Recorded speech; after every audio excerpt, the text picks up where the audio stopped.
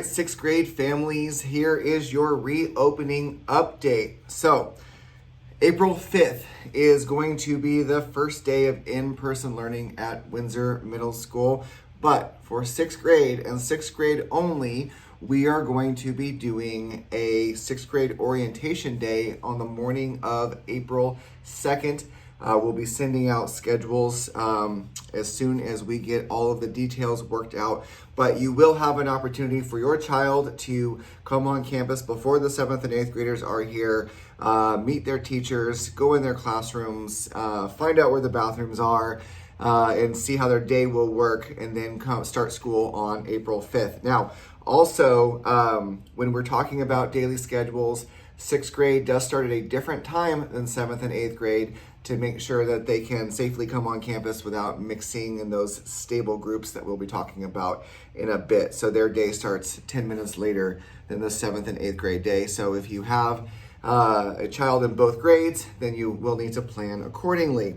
All right, so let's talk about that day. Now, at the beginning of the year, your sixth grade student was put into a cohort based on the first letter of their last name. So if they have a B, C, G last name, then they're going to be in cohort 1. If they have a W last name, like I do, Williams, you'd be in cohort 2. And so cohort 1 students, they will be coming back to school on Mondays and Thursdays.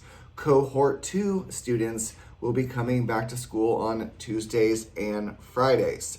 So let's talk about what those days will look like. Of course, you realize that your child only has 2 teachers for 4 of their classes. So they will be staying most of the day with those 2 teachers and moving around with those 2 cohorts, which will make up one stable group. I'm not making up all of these words. These are real words that we have to use in describing our plans. The 2 cohorts will come together to form a stable group, which will then be going out for PE with Mr. Whitney. So many of you have seen Mr. Whitney over video doing his grade level wide PE classes. Now he'll be doing them with just 30 students every day that your child is on campus. So let's talk about what the day will look like. 8:50, your child arrives. We get them straight into their classroom, so there's not a lot of mingling. And so they will be with one teacher from 8:50 to 9:44 doing 2 of their subjects. Then we have a break time. We will be providing breakfast. If you choose to take it, it's at no charge to your family. If you can bring your own snack if you would like as well. And so we'll be having a 10-minute break for them to be able to stretch their legs and have some nutrition. And then we will sending them back to class from 10:48, and then they will have their second subject going into 11:42. At the end of that, 12:22, most students will go home, but some students can stay and have lunch on campus, which you will need to provide for your child. Now, just you can remember that if you still want to receive the weekly lunches that are being provided by Child Nutrition, that's fine. You can continue to receive those, but you will need to bring the materials for yourself for those lunches.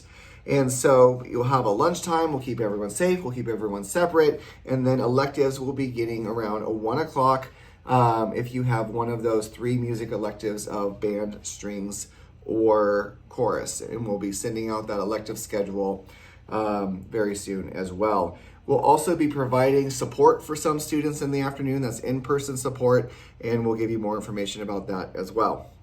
Now, I know that this may seem like, well, a lot of work just to get students back on campus for 2 days a week and only half of a day. And I will tell you that we've gone through a lot of versions of these plans. So this is a good plan. It's not a great plan, but we went through some terrible plans. So out of the terrible plans, this is a good plan. So please be nice in the comments. So that's what their days are going to look like. Now on their days that they're not on campus, they will be continue to be given work to do asynchronously. And of course, the teachers will continue to have their office hours in the afternoon to check in if you need some support. So school will still continue 5 days a week worth of work, but they'll only be on campus for those 2 days. Class sizes will be about 15 students and a maximum of 2 teachers per class. That's the maximum, depending on how many students actually decide to return for in-person learning, because you do have the option to remain on distance learning. We will be telecasting the in-person learning that your student can watch via Zoom if you choose to remain on distance learning for the rest of the year. Now, we're going to be asking you to take a survey to let us know if you intend on returning for in-person learning or staying on distance learning. It's your choice. This is a non-binding survey, meaning that if you decide to stay on distance, we will have a spot for you if you decide to return for in-person learning. Or if you decide to try in-person learning and for some reason it doesn't work out, then you can go back on distance. So it's a non-binding survey. We just need to know ahead of time how many students we're looking at so we can plan for our resources. All right, that's it. If you have any questions, please don't hesitate to contact me directly at bwilliams@wusd.org. I will not be reading and answering comments on social media, so if you want the most up-to-date information, please contact me directly. All right, thank you, everyone.